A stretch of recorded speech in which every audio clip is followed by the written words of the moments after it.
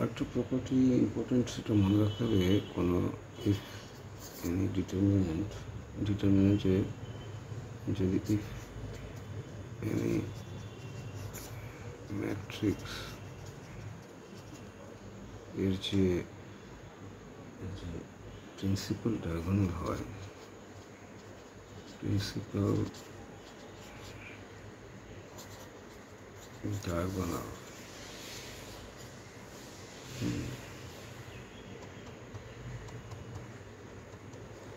এইটাকে বলা principal diagonal. First element and last element মধ্যে যে ডায়াগোনাল, এটা principal diagonal.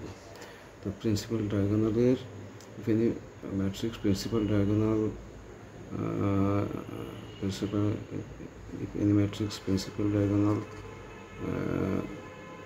left or right elements are zero,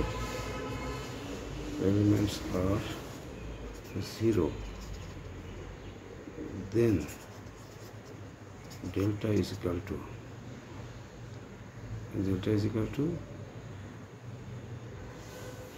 multiplication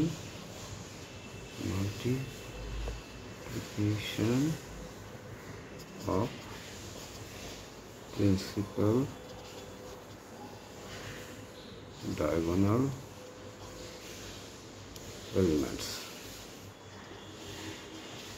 তার মানে this into this into this, ঠিক আছে? তার মানে দেন যদি if ধরো এক্সাম্পল a b c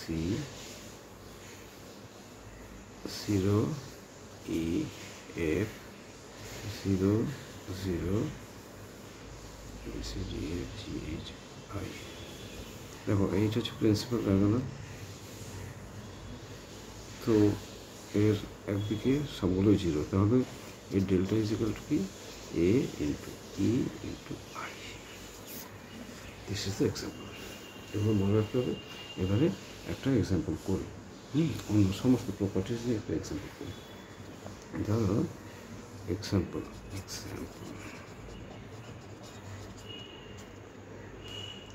কি এক্সাম্পল একটা করা যাক। চলো ধরা যাক যে একটা দাম হচ্ছে ইভ্যালুয়েট, মানে ডিটারমিনেন্ট বের করা 91 92 93 94 95 96 97 98 99। এটা কী করবে? ডেল্টা বের করলে কী করতে হবে? তো ডেল্টা ইজকাল টু করতে গেলে আমাকে কী করতে হবে? আমি প্রথমে এটা ডেল্টা বের করতে হবে। প্রথমে আমি কী করবো? এতে কিছু রো কলাম অপারেশন করব। তো কীরকম করব? 91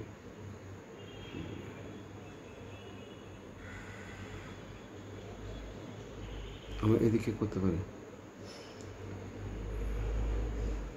R1 কে আমরা কী করতে পারি? R1 minus R2 minus R1 হলো। R1 কে করলাম R2 মাইনাস R1, আর একসাথে আরেকটা করে কি R2 কে করি কি R3 মাইনাস R3 মাইনাস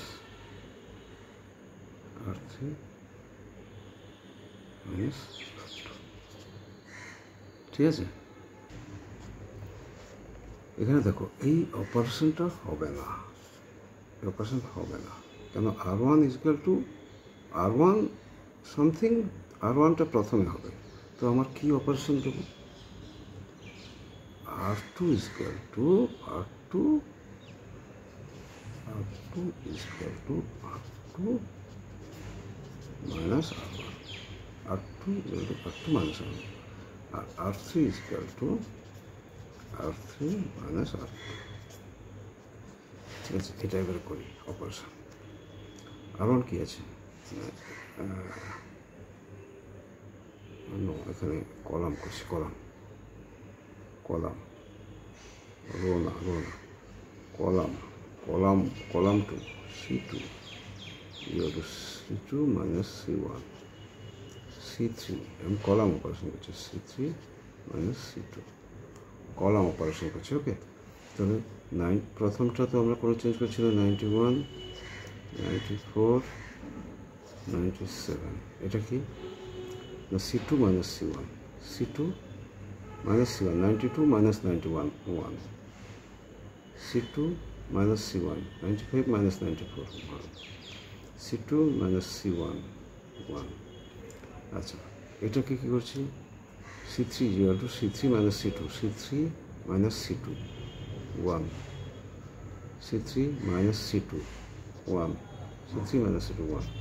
এই অপারেশন করলাম, অপারেশন করলে কি হলো দেখো, অপারেশন করলে কি হবে C1 and C1 C2 and C2 identical,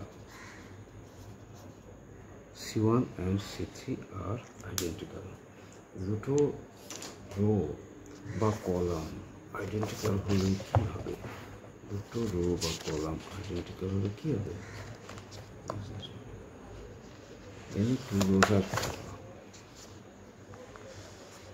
any two rows or columns are identical then delta is equal to 0।